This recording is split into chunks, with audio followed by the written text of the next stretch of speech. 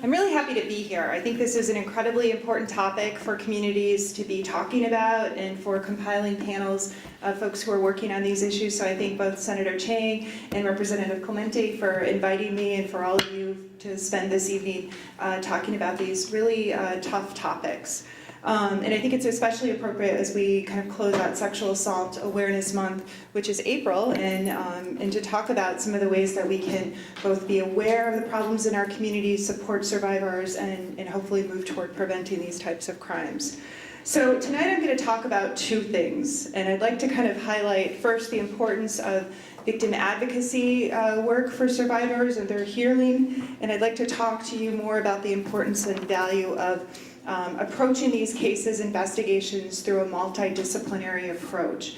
That just essentially means bringing everybody who comes in contact with survivors to the table to work together, to collaborate. Police, prosecutors, community-based advocates, sexual assault nurses, court advocates, all of those pieces need to be working together to really do the best job that we can, our legislatures as well.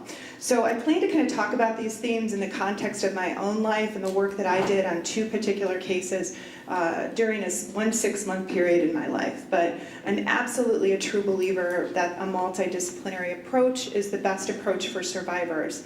And it's not only for those current cases. I know here in Wayne County there was a huge issue in Detroit with untested rape kits that were found and tested and then prosecuted and investigated so many years later.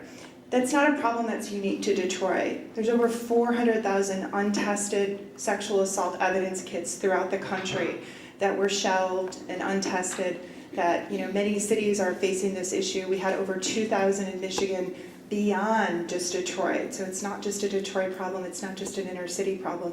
It's something we all have to kind of examine as to why these kits were taken, why victims went through this process, and why they weren't tested and investigated and prosecuted. This type of partnership can really help to combat sexual assault and abuse. I think one of the best ways that we can look at preventing sexual assault is not only educating children about appropriate body touch, empowering them to come forward, supporting adult survivors to come forward, that they'll be believed and supported. But when we start to look at some of the research, offenders are often serial offenders. So if you can test those rape kits, if you can make those connections to those serial offenders, your communities are going to be safer. What was really unique in Detroit was somewhere in the neighborhood of 40 other states had crimes that were connected to those rape kits that were untested. It linked to murders, to kidnappings, to home invasions, to robbery. These offenders are not, just sexual assault perpetrators. They perpetrate on children, domestic violence partners, any number of other crimes. So if we can combat those, and in large part doing that by testing those, by giving resources to our prosecutors and police to investigate and prosecute those better, that's one way I think we can make our community safer and prevent sexual assault. We have to do this work as professionals in using best practices, and that includes being victim-centered. And what that means is that we don't blame victims, that as police and prosecutors, jurors even, judges, for many years, it would be looked upon, what was the victim wearing? Why was she out late at night? Why did she get in a car with that person? All of these kind of questions that question the victim and take away focus from the offender. And we really need to switch that and focus on the offender and why he decided to make that, and I'm going to use that pronoun, I know women can be perpetrators too, but why he chose to select somebody who is vulnerable, or why he brought drinks to that woman at the bar to make her more vulnerable. We really need to be doing these investigations and looking at it from the perspective of victim-centered. How do we support survivors to come forward, to believe them, and offender-focused, focus on their behaviors and their choices. And we have to do it in the context of understanding trauma. That's a lot of, kind of buzzwords that we hear in our society, but one of those is being trauma-informed, and we know that that can, I won't go into my whole soapbox, but it can affect so much of what young people go through, the trauma that they experience, whether it's sexual assault or violence in their home or in their communities as well. We have to look at it through that lens. So prior to joining the Attorney General's office in 2012, I was a prosecutor here in Wayne County. I had a number of cases here in Wyandotte. I spent 11 years in the prosecutor's office prosecuting child sexual abuse, adult sexual abuse, those cases with DNA evidence, child murder cases. I had the most amazing mentors and teachers. The Wayne County Prosecutor's Office, there is no better place to learn how to be a prosecutor and to work really hard. You guys are lucky if you live in this community to have Kim Worthy as your prosecutor and to have, the hundreds of other diligent professionals working on these cases. I worked regularly with court advocates from Wayne County Safe and other places. First Step is a great advocacy in your community. I worked with senior fit nurses, with the state police lab, and occasionally with those community advocates. But we didn't have that multidisciplinary approach. We were not coming to the table to talk about our cases, to learn from each other, to get rid of some of the myths that we had. And I thought I was a pretty darn good prosecutor. I had a good conviction rate. I cared about the victims I was working with. I built a good rapport with them. I trusted the police. I had a good working relationship with the nurses. But it turns out that I didn't know everything that I could know. I look back and there were many times where I would get a DNA hit identifying a serial rapist.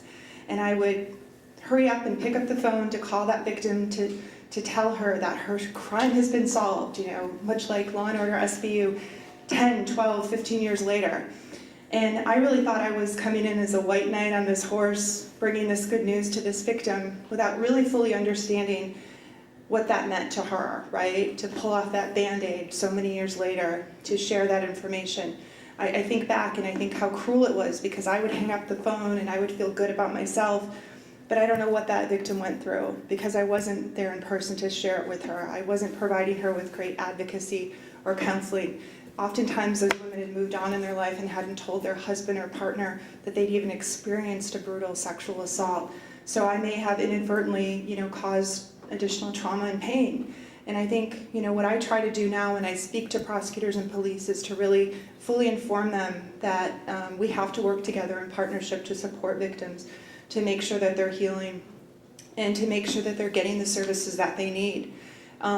We can't expect victims to participate in the criminal justice system if they're also worried about whether they have a home to go to, whether their children are going to be taken care of, whether they have transportation to come to court. These wraparound services are where places like Wayne County Safe, First Step really come into play to make it a collaborative, holistic approach for victims. So when I came to the Attorney General's office in March of 2012, we did have this multidisciplinary approach. We had a working relationship with police and prosecutors around the state and victim advocates. We were trained on these best practices. I had the privilege of speaking at a conference last week in San Diego, an international conference with 2,000 police and prosecutors, and I got to share with them the things that I've been able to learn and incorporate into my work that made a huge difference, right? So how many of you have heard of the Larry Nassar case? Anybody? Okay. Anybody here of Calvin Kelly? Okay, good. I'm glad you guys did. A couple. Those are two cases that I worked on in the course of a 6-month period at the Attorney General's office. One, the Calvin Kelly case, I'd worked on for 5 years. It was the big case before the Nassar case, and obviously the Larry Nassar case took up almost 2 years of my life as the lead prosecutor. But the approach that we took in both of those cases with the police and the prosecutors' investigation and going forward with those cases did involve that multidisciplinary approach. It did involve being victim-centered, offender-focused, trauma-informed, all of those things. And I truly believe because we worked collaboratively together, because we used those best practices, that's why the Nassar case was so successful and really created this national movement to empower survivors. The Kelly case, we used the same approach. And it really shows that, depending on many other variables that we have, including judges who may or may not be as enlightened about what's best for victims, who may or may not be inclined to believe victims.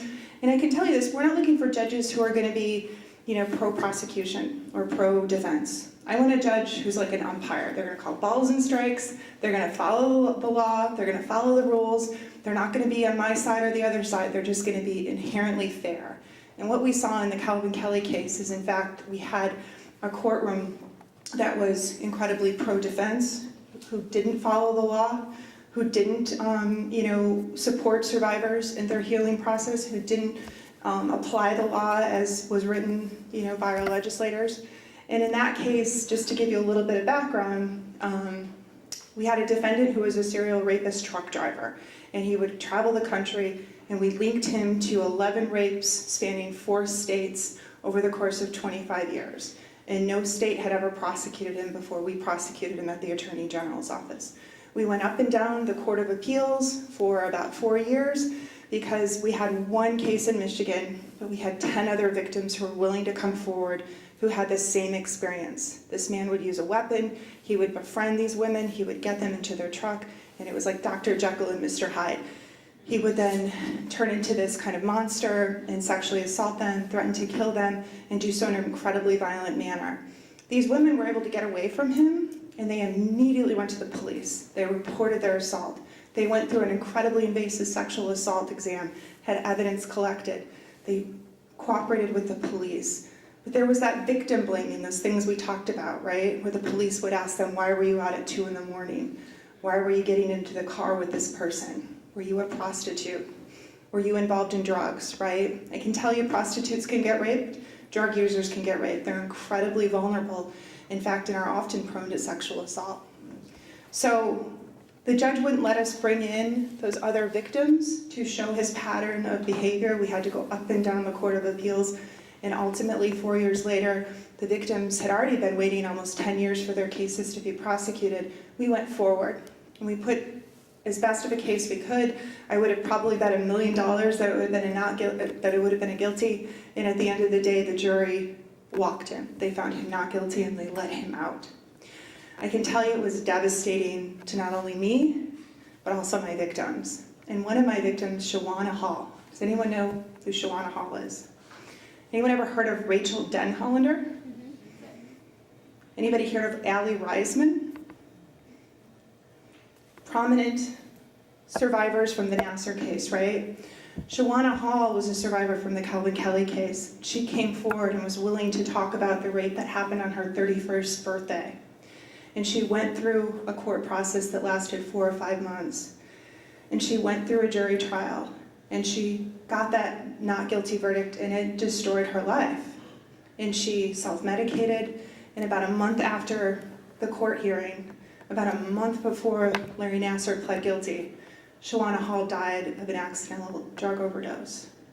This is the kind of trauma that sexual assault victims are encountering every day, that we have to support them, get them into services, and realize that sometimes their healing is best as we move forward with these cases. And it's really my goal that just as folks recognize the name of Rachel Denhollander and Allie Reisman, and they are incredibly brave and strong supporters who have really paved the way for others to come forward, I hope folks will know the name Shawana Hall as well, because she was equally as brave and equally went through a traumatic experience.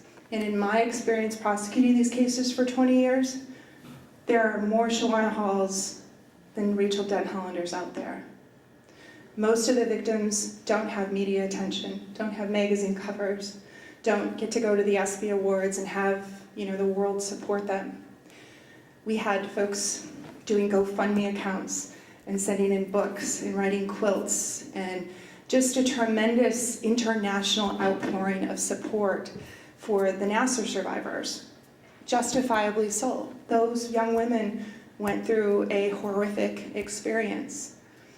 But there are hundreds of thousands of young women out there, and men. It's important to note that 1 in 6 men will be sexually assaulted in their life, and those aren't talked about as much unless we're talking about it in the context of the Catholic Church. But we have to figure out ways to start by believing victims, to support victims, to put systems in place in our community, to bring those victims hope that if they choose to come forward, that we're going to do everything we can to bring justice for them and to support them and to help them heal as they go forward.